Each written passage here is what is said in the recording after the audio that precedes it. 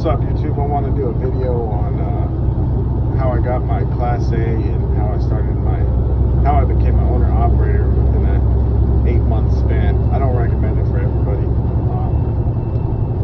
I was working for the railroad right before, and I caught a furlough, so they laid us off for about 8 months, and in about the 5th month of being at home, I was like, you know what, I need to find something else to do. I don't want to have to deal with that ever again. So I went to a trucking school in my town. Paid around $4,000 for it.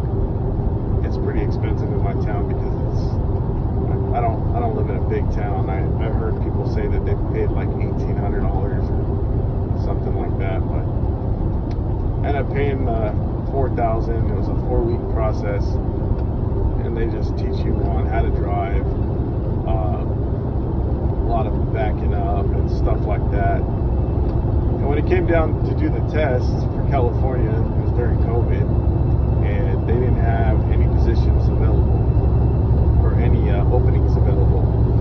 So the school, luckily for me, offered a way for me to go down to Tucson. I don't know how it works, but I was able to go down to Tucson, Arizona, and on a Saturday, I believe it was, I was able to do my behind the wheel out there, which was pretty cool because they don't make you do a couple of the parkings or the dock park or whatever it is that California makes you do. So I was able to go down there, do that. So I did have to pay an extra like $300 to go test down there, and that went directly to that school. And then after that, I got a job driving a cement truck. I did that for 2 weeks, and then I found an opening on OfferUp, a job. It was in my town, and dude was running pneumatic tankers. I never even freaking touched one, and he was willing to train me. Started doing that. I did that for about, I don't know, maybe about 6 to 8 months. I was doing that, and man, I was busting my butt because he gave me the option to make as much as I wanted, pretty much. So I was able to come home if I wanted to, because it was pretty much local work. But if I stayed out, I was able to knock out 2 loads in a day.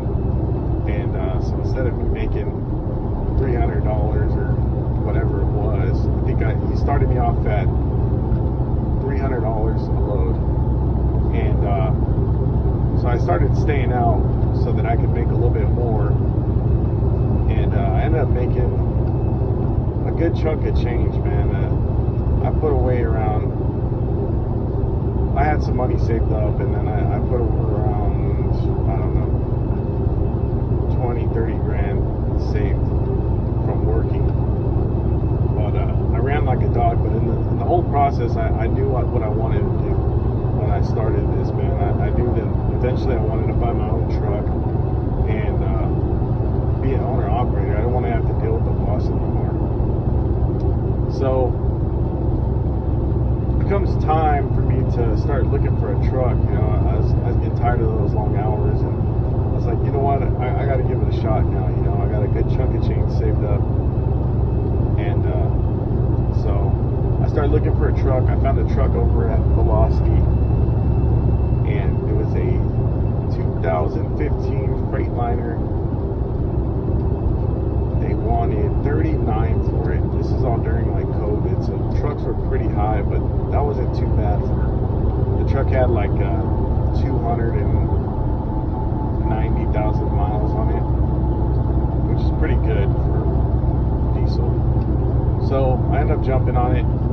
I ended up putting like $5 grand down, got a payment, took a payment. It was $1,600 a month for the payment, and then got to get insurance. Insurance is, luckily my insurance through Progressive was about 800. Wasn't too bad. I was expecting a lot more, you know, starting off. As you all know, you got to go get your MC number. I'm intrastate, so I don't need to do the IFTA and all that. So I got my CA number, my DOT number, and there's videos on all this stuff on how to do it. So keep that in mind. I'll probably make a video on how I started all that. Get your LLC going. So once I got the truck, I got my DOT, my CA number, and my insurance, everything going. I ended up finding a broker on Craigslist, and it was a cool little route running out of pretty much out of my town, hauling dirt and stuff. So I jumped on that trailer. He supplied the trailer, so I started doing that, and that's kind of what I'm doing right now. One thing I want to say is, if you guys have like a goal or something you want to accomplish, just do it. Don't wait too long for it, man. If you feel like you can live without it, then go ahead. But if you feel like you're not going to be happy with not trying or not accomplishing a goal, go for it again, man. Even if you fail, get back up, do it again. Because you keep knocking on that door, eventually it's going to open.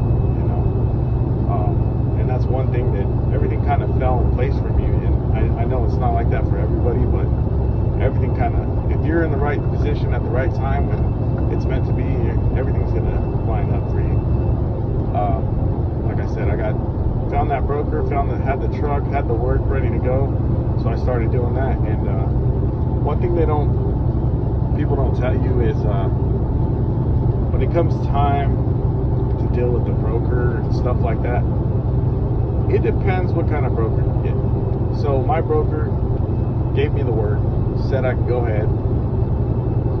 They told me I was going to be getting paid every week. I was like, oh heck yeah, man, that's going to be great. You know, I'll be getting a check next week. So, well, starting off, some brokers do pay weekly, but when you're starting off, sometimes they don't.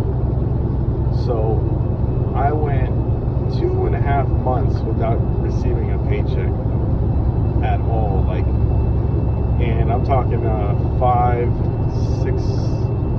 At that time, I think I was spending like $600 a day on fuel. So if you do the math, $600 a day, 5 days a week for 2 months, it's quite a bit of money, you know. And on top of that, you got your bills coming in, and nothing's gonna wait. But luckily, I did have that fuel, or that safety net that was there. You know, it wasn't much. By the end of the 2 months, I was scraping, man. I was like, oh, what's gonna happen? You know, if I don't receive a check in another week or two, I'm done. Well, I ended up receiving another check, the first check, which was about 14 grand, which came in handy, man. It was only for a couple of weeks of work or something, but it ended up coming in and helping me out and getting me going. And after that, I was just hit the fence and was running with it, you know. Been doing it ever since. And now my broker, he supplies a fuel card. So that's one thing you want to keep in mind is ask a broker, hey, if you guys supply a fuel card, what do you guys supply me with? You know, because some of them do supply you with a fuel card, or they'll help you out and get you started, you know. And a lot of us don't know that. I didn't know that going in. You know, I figured it was all on me, and it pretty much was. And I talked to the broker now, and he's like, yeah, now I'm supplying fuel cards, so it works out for whoever's starting up. But yeah, I just wanted to give you guys a heads up, a little bit of background on how I got started, what I'm doing now. I run daily. I'm making pretty good money. I'm pretty happy with it, man. I ain't got to deal with no bosses or anything or worry about have to worry about work though. That's one thing you do have to worry sometimes. Work slows down. I mean, your bills ain't gonna wait. So it's always good to keep a safety net. Pretty good safety net. And starting off, man, I suggest if you're starting off, try to have the least amount of bills. I mean, no car payments. I mean, your mortgage, school, or whatever you got, rent, whatever. But try to keep it to a bare minimum. That way, when you do start getting that money in, it's a relief. You know, you ain't got to worry about paying all these bills back or backing up. You know, backtracking. So that's what I got to say about that, man. If you guys got any questions or anything, let me know down in the comments. I'll try to help you guys out, man. I want to try to get something going with YouTube. I want to figure out if there's a way to do. I don't know. I mean, my mentality is try to help people get better themselves and better their families. So we'll see what we can do, man. I'm gonna start making shirts. I already make them for myself, but I was thinking, you know what, I should start selling t-shirts or something. It's pretty cool. My little logo I got going on. But yeah, man, I'm 30 years old. When I started, I was about 27, about to be 28 is when I started doing it. And I've been doing it ever since. So just wanted to give you guys some info on how I'm doing it. Alright, so like, comment, subscribe. If you guys got any questions, comment.